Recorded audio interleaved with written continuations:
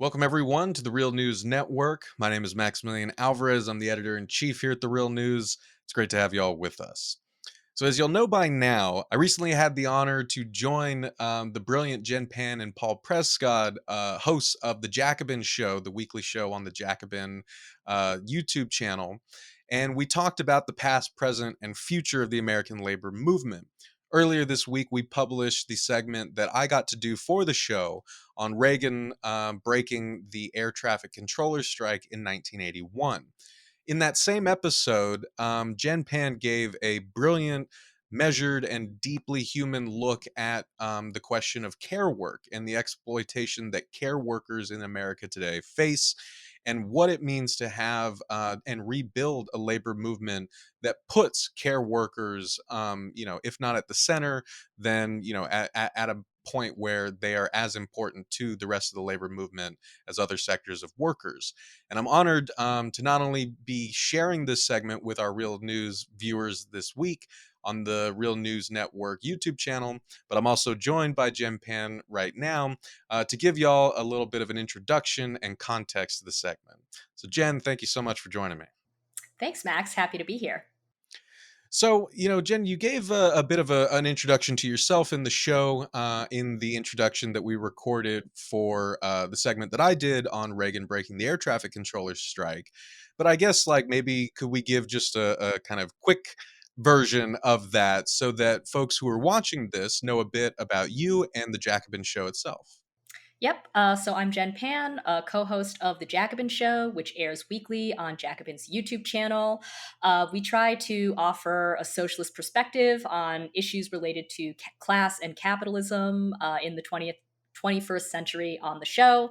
And, we were obviously really excited to have you on, Max, because one of the main focuses of our show is how do we rebuild a left labor movement? That kind of gets me into what I was talking about in my segment about care work.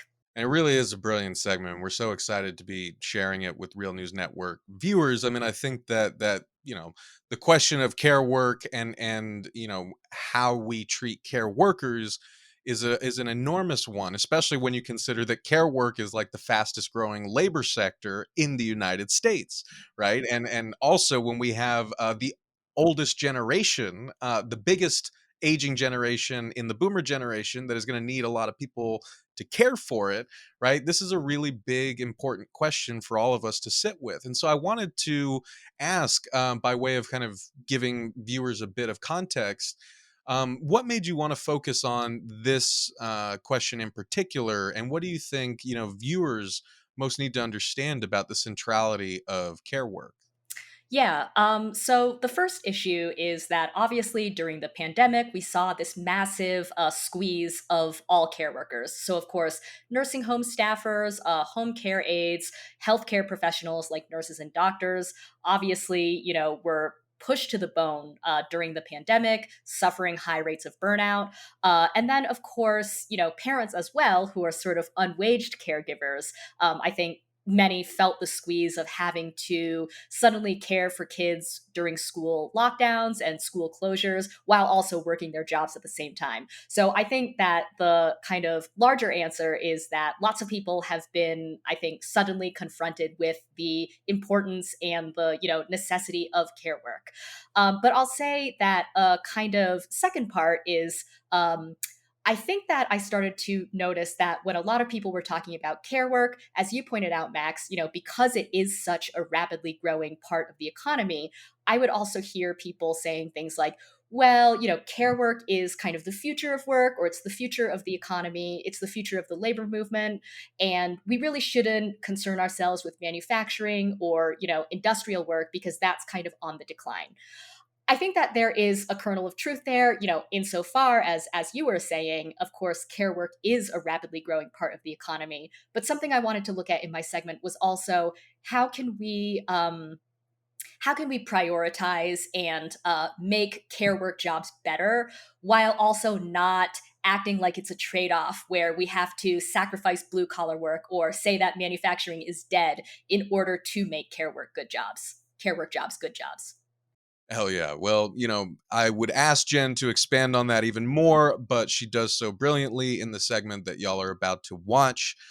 So I hope that you enjoy this. And again, if you want to be checking out more of the great work that Jen, Paul, and Kale and everyone at the Jacobin Show are doing, go subscribe to their YouTube channel, subscribe to their podcast feed, and to the Jacobin magazine. They're doing exceptional work over there, and we're honored to be in this struggle with them. Jen, thank you so much for joining me. Thank you, Max. This is Maximilian Alvarez for the Real News Network. Of course, please support our work as well. Go to therealnews.com/support. Become a monthly sustainer of our work. Support independent media across the board. And without further ado, here's the brilliant Jen Pan on the Jacobin Show, explaining why care work is so important and how and what its role is in the future of the American labor movement. Something that I want to focus on for the time being is care work. We've been hearing a lot about care work lately, for a while, but especially lately during the pandemic. I think that one of the many things that the ongoing pandemic obviously threw into sharp relief is how deeply dysfunctional our system of caregiving in the US is. So, as we know, overcrowded and understaffed nursing homes were very early sites of COVID outbreaks. They now account for over a third of all COVID deaths in the US. Tonight, nursing homes across the country scrambling to increase safety protocols. It started going south immediately, simply because of staffing shortages and a lack of protective equipment. Certified nursing assistants started contacting us for any type of advice or guidance, and the fear grew very quickly. Can we get masks? Should I go to work? Should I quit? How do I protect myself? Are we getting the truth? We started literally with a spreadsheet. No one else was tracking this at a national level at that point. We went to every state, we filed public records requests asking to confirm the numbers of cases and deaths. With nursing homes, there's a level of complexity. We were sending out supplies, we were giving them testing guidance, but what we found a lot of times was that the staff didn't understand exactly how to use the protective equipment. Sometimes you would get things that didn't even resemble PPE. One of our members received condoms from FEMA as PPE. Frankly, nursing homes were treated less than hospitals. We were the stepchild, so to speak, of healthcare, and we didn't get the PPE first. We didn't get the information, the testing that was needed in any infection, pandemic or not. So, in addition to that, as COVID cases surged and ICUs were stretched to capacity last year, nurses, doctors, and other healthcare professionals, already beset by a nursing shortage even prior to the pandemic, faced high levels of burnout. For more than a decade, Joanna Engman loved bedside nursing. It was a true calling. I wanted to be at the bedside of the sick, the dying. But last year, when the pandemic hit, the Colorado nurses' love of nursing was tested. And you're seeing someone who is scared and suffering, and you're not able to be present with them because you're so overworked. You either numb out or you are crying. In February, weary of a lack of PPE and grueling schedules, Joanna left bedside nursing. She's not alone. According to a recent Washington Post Kaiser Family Foundation poll, 3 in 10 healthcare workers have weighed leaving the profession, and 6 in 10 say the pandemic burned them out. In hard-hit New York, there was a 400% increase in nurses looking for new jobs. And a recent Yale School of Public Health survey finds a quarter of healthcare workers are showing signs of PTSD. Then, on top of that, of course, last year's school and daycare closures put many parents, particularly women, in the bind of navigating 24/7 childcare while simultaneously trying to work their jobs either remotely or in person. My husband and I have not had childcare since the pandemic started. We're now, I think, in day 110, but he's counting. All across America, working parents on the brink. It's causing me a lot of anxiety trying to figure out how I'm going to sustain it. Should I keep working or should I stop and be with my children? Because I just can't give them my full undivided attention that they deserve. The pandemic has shuttered schools, summer camps, sidelined virus-vulnerable grandparents. The result, Some 18 million Americans have no one to care for their young kids. How tired are you? Pretty tired. This caregiving squeeze from all directions understandably prompted many progressives to renew a conversation on the value of caregiving, both waged and unwaged. How might this year have looked different had the work we do to care for one another, ourselves, and the world around us been valued at a premium? The New York Times asked in February. Likewise, in the spring, the Biden administration met with policy experts to discuss an infrastructure package, and according to the Washington Post, several prominent progressive economists advised the White House that, quote, federal investments in care work would do more to generate jobs and economic growth than physical infrastructure. Others argued that because care workers were disproportionately women of color, focusing on infrastructure indicated a kind of gender and racial bias. As the Post reported, quote, some people close to the White House say that they feel that the emphasis on major physical infrastructure investments reflects a dated nostalgia for a kind of white working class male worker. And over at the New York Times, author Gabriel Winant made a similar argument for prioritizing care work over manufacturing, writing, quote, while there are many projects that require blue-collar work, there's little reason to treat such employment as an end in itself. In the long view, it seems not to be a category of labor for which our economy generates consistent demand. So, is care work the future of work, and by extension, the future of the labor movement? First of all, we have to be clear that, quote, care work is a large and often amorphous category that encompasses a huge variety of workers with vastly different work conditions and relationships to their employers. Some care workers, such as nurses, receive quite a lot of training and education and are highly unionized compared to the general workforce.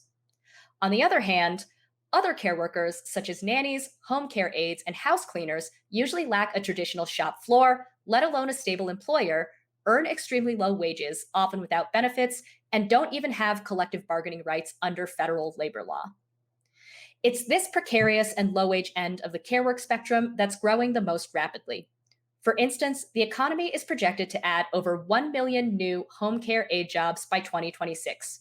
And again, these jobs are very often hazardous, poorly compensated, and disproportionately staffed by immigrants and women of color.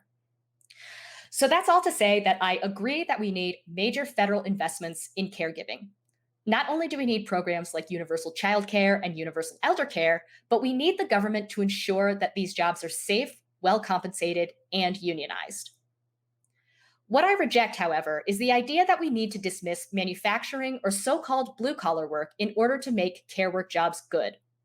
Something that we've criticized on the show before is occupational destiny, which is the belief that certain types of jobs are vanishing and never coming back, and that attempting to save these jobs is at best futile and at worst just a way of pandering to long-gone white male hard hats. In fact, one reason why the left absolutely has to concern itself with manufacturing and other blue-collar sectors in addition to care work is that they all function as different points of leverage against capital. Workers in manufacturing and industrial sectors are still capable of large disruptive strikes that can shut down a significant portion of the economy. Even though manufacturing jobs may not be as plentiful as they were 50 years ago, manufacturing still generated over $2 trillion in wealth in 2021. On the other hand, care work is crucial, not simply because it creates profits for employers, though unfortunately under our current privatized healthcare system, it does, but also because it plays a central role in keeping society functioning. Now, ironically, our deep societal dependence on care work means that it's often much harder for care workers to strike. For example, when nurses at a for-profit hospital go on strike, it doesn't just hurt their employer's bottom line, it also has potential consequences for patients. This is why nurses actually pretty rarely undertake open-ended strikes and almost never simply walk out with no warning. Yesterday, I spoke briefly with Marlena Pellegrino, who's an RN at St. Vincent Hospital in Worcester, Massachusetts, about this very issue. Just for some background, over 700 nurses at St. Vincent have been on a very rare open-ended strike since March of this year. Take a look. They've been on the picket line since March 8th, and now the nurses at St. Vincent Hospital in Worcester have hit a milestone they never wanted to reach, 100 days on strike. It's just exhausting and, frustrating, and we just want to come to ultimately a compromise. No one's out here because it's fun. We're out here for the patients. We're out here to stand up for people that can't stand up for themselves. The more than 700 nurses walked off the job for what they call unsafe staffing levels inside the hospital.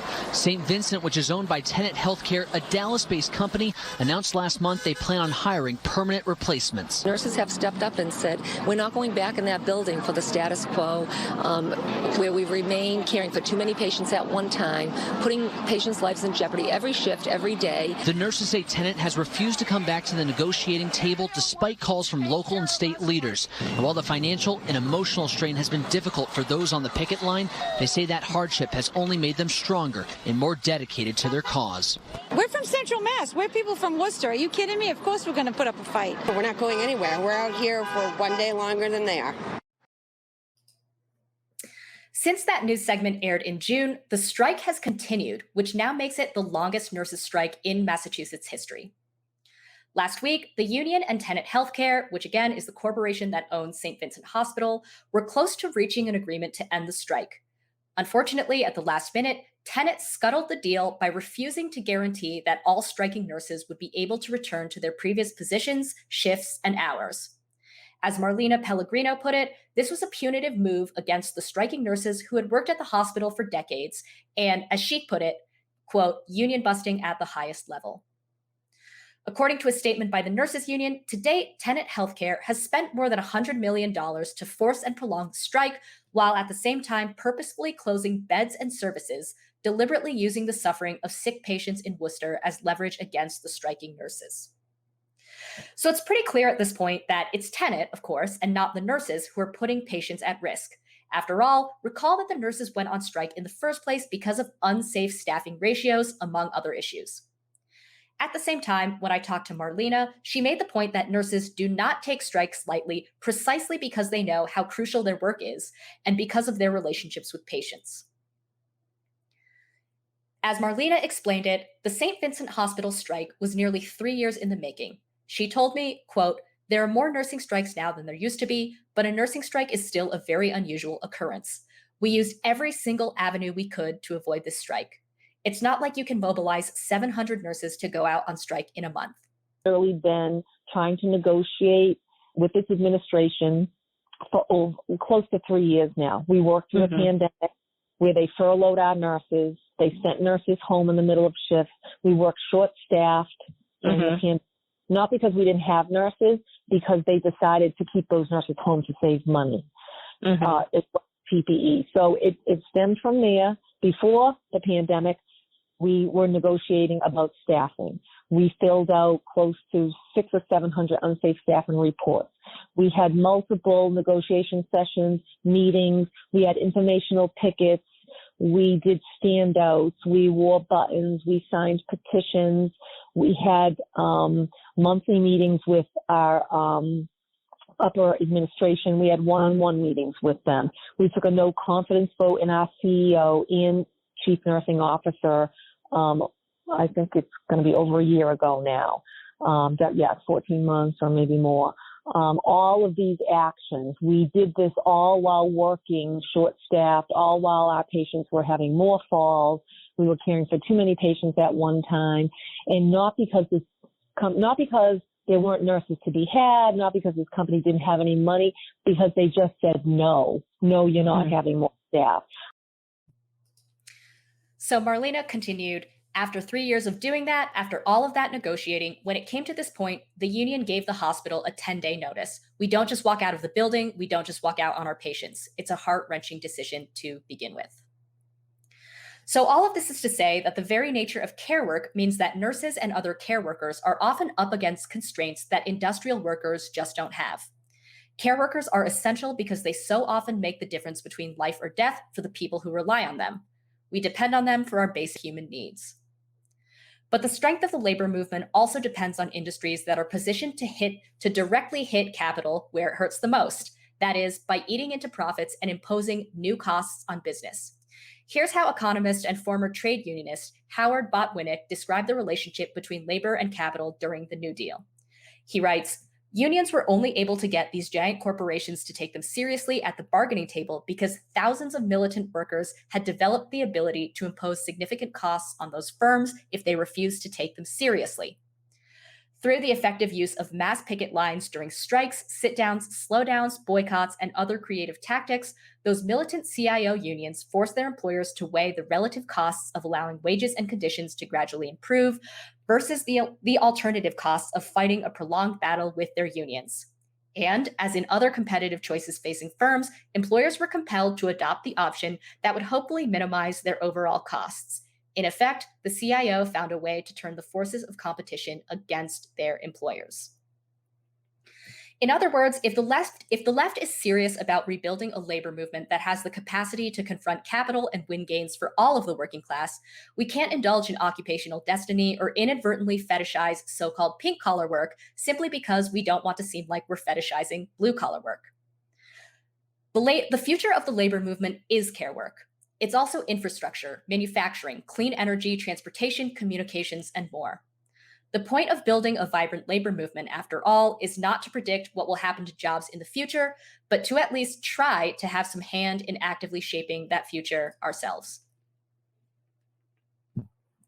It's really interesting with nursing because even before COVID, they were actually one of the fastest unionizing sectors in the economy. And I think COVID is going to accelerate that. We're even seeing in the Philadelphia area, a bunch of new hospitals nurses are trying to organize. And actually my first strike I was involved in as a student, my freshman year at Temple University, was the Temple Hospital Nurses strike. And I remember what really actually kind of was profound for me was discovering that they were actually striking over safe staffing ratios. And I think that kind of goes back to what we were talking about for the common good. Yep. And they're actually fighting very hard legislatively in states and federally to get safe staffing mandates. But yeah, I mean, I think kind of going along with what you were saying, part of just a little bit annoyance of the way people are talking about care work is not that, of course, care work is not important or that it's a growing sector, but it's like almost pitched as is either or like somehow it's like strangely more woke to be for care work than other things. So yeah, it's almost like a weird dividing up the workforce kind of strategy that we shouldn't really be using. So it'll shock no one to realize that the left can have a problem with walking and chewing gum at the same time, right? And I think that this is a perfect example. Like as obvious, almost ridiculously obvious as it may seem, it does always bear repeating when we get into these kind of back and forth debates. It's like, this is a big freaking country, right?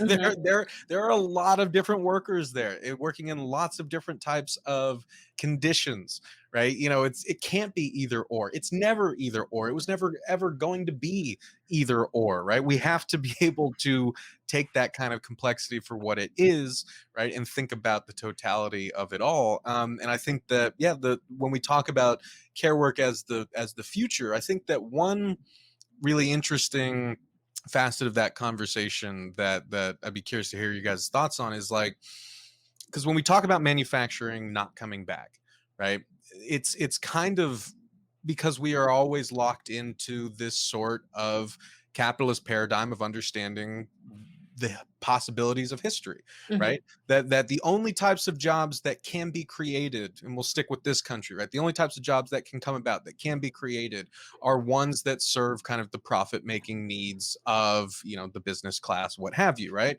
And so, you know, it can often, there's so many ways that people can be gainfully employed. There's so many ways that they can be paid for that work. So many productive ends that we can like direct that labor towards that never even enter into our imagination, you know, like as a viable economic possibility for the working class to live a comfortable, dignified life. It's only like, you know, what options, again, does that flexible market kind of create for us?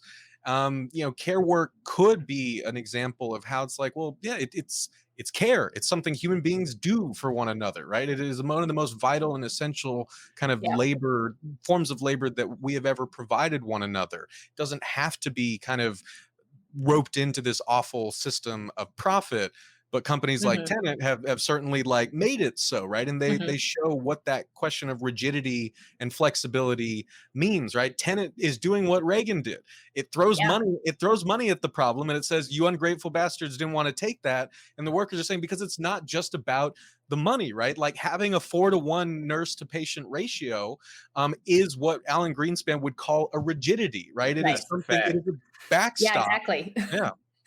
And they don't want that. They want to just say, like, no, we need you to be quote unquote flexible so that we can basically tell you how many patients you're going to have on any given day, Mhm. to serve, to like work within this model that we have created, which is a, horrifying and terrible way to run healthcare. Mhm. I'd be curious to hear what you guys think about this aspect of striking, because when I was talking to Marlena, by the way, I just want to shout out the ongoing St. Vincent Hospital strike. Yeah.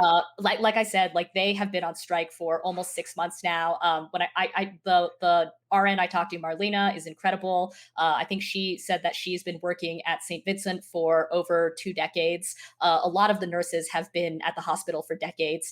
And, if I didn't make this clear during the segment, they really are fighting not just for better working conditions for themselves, but obviously for their patients as well. And the reason why I wanted to incorporate Marlena's discussion of what it took to get to the point of striking is just to show how ruthless and callous this company Tenet Healthcare is, and how the nurses, I think that we often see management trying to weaponize with nurses strikes or even teacher strikes, the fact that there are patients or students who, can't be going to school or who aren't getting care. But something that, Paul, you were saying that I think comes through really clearly in this particular strike is that these nurses were very, very open about how they were foregrounding their patients' safety. And that's really what is on the line. I mean, and it's true. And actually, like, I'll just repeat, Tenet Healthcare is in a position to end the strike now, but they're being incredibly vindictive. So anyway,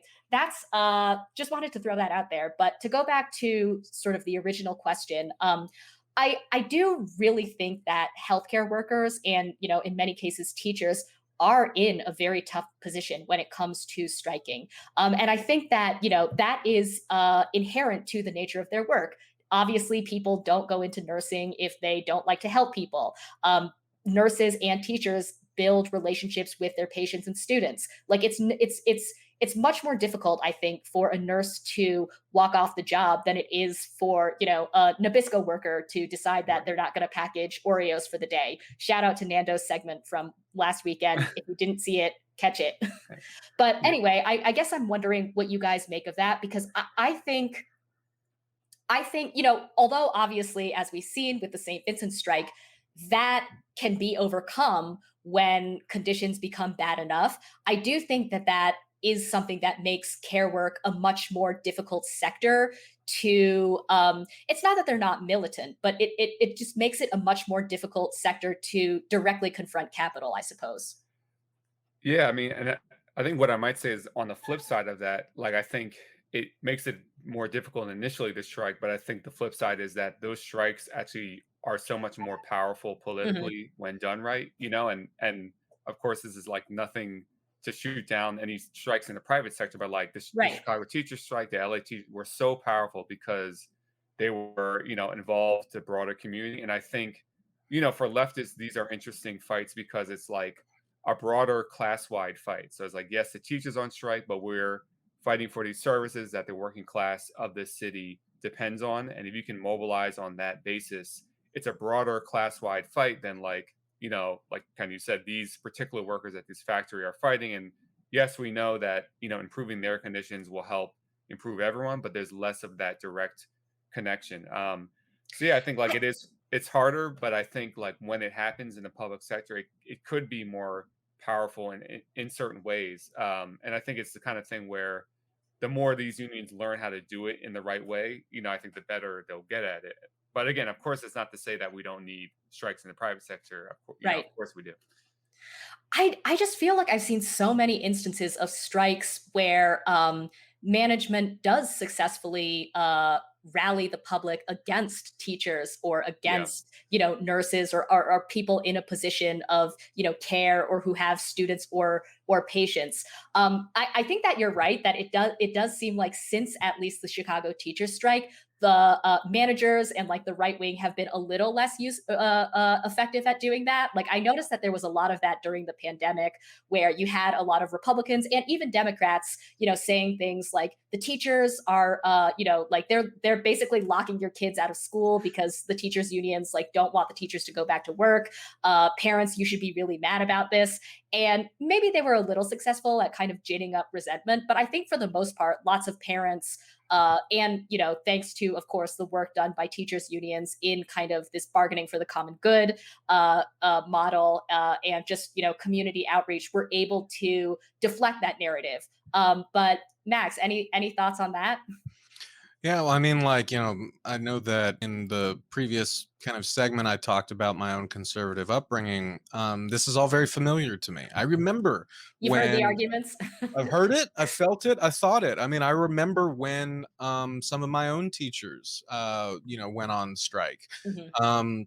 It was a brief time. It was a limited sort of action at designated points in the day, but that was my immediate response. And it was this response that I heard so many other parents and students talking about. Is like, like Reagan said in that kind of infamous speech in the Rose Garden about the Petco strike. So you took an oath, right? He invokes kind of the solemnness of like that oath to public service, Mhm. right? That means that, if you go on strike, right, if you exercise labor's greatest power to get what it needs, then you are in fact kind of violating that oath. You are forsaking the people who are depending on that labor.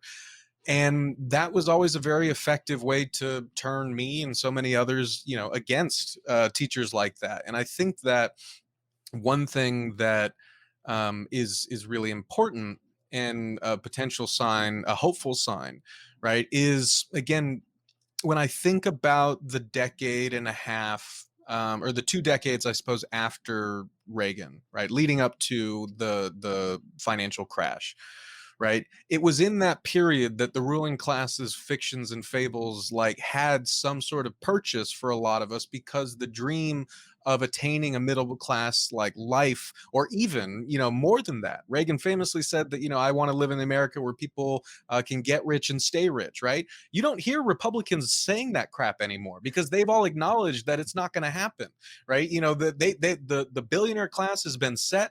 It's their world. We're all just living in it. They don't even try to sell you on that belief that you're going to be one of the chosen few who makes it to that level of riches and opulence. That's gone out the window. But in the 90s and early 2000s, I think that kind of economic, those economic conditions were such that people still felt that they could attain that life, and that they could and should approach society through the lens of consumers, right? That it was always, what have you done for me? Like, what can I get out of this? What are you supposed to give me as your job tells you to do? Again, I think that the ruling class can't help itself. The more that it breaks our ability to live in a less than precarious way, the more that it takes all that stuff away from us, the less compelling it is for us to go about all the kind of interactions in our life thinking, well, I'm paying my hard-earned dollars for this or that cash, and you owe this to me, because most of us can't pay for it, right? Because most of us can't attain that, right? Or because most of us are working our asses off in 1, 2, or 3 jobs, and we identify more with each other as workers than as consumers. So if you don't have that possibility of attaining that sort of comfortable existence in an economy that is moderately workable for a vast amount of people, that sort of capitalist fiction really breaks down. And where we can really seize on that is kind of build bonds of solidarity among us. If you like this video from The Jacobin Show, please hit like and subscribe and share with your friends. Thanks.